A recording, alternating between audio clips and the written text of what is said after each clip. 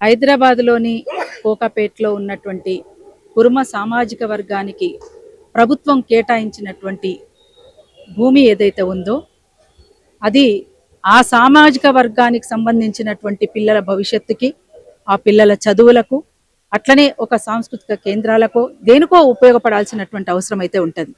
వాస్తవానికి ఏ సామాజిక వర్గానికి సంబంధించిందైనా ఒక ట్రస్ట్ ఏదైనా ఉంటే అది అమ్మకానికి కానీ, కొనడానికి కానీ, లీజుకి ఇవ్వడానికి కానీ ఏది కూడా అవకాశం ఉండకూడదు కూడా.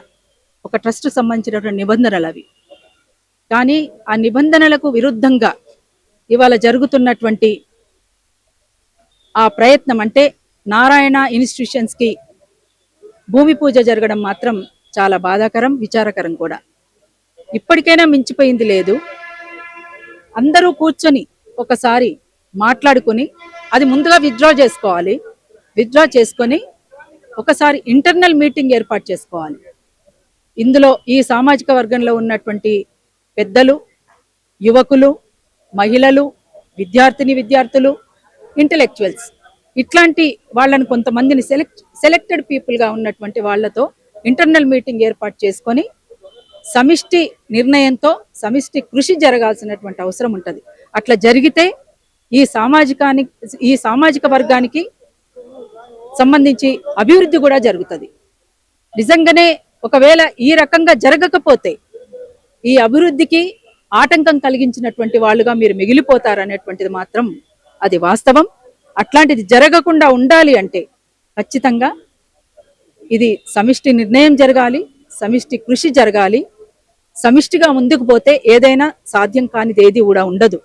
కాబట్టి వెంటనే ఆ లీజుకి ఇచ్చిన దాన్ని విత్డ్రా చేసుకోవాల్సినటువంటి అవసరం ఉంటుందని నేను ప్రత్యేకంగా చెప్పదలుచుకున్నాను.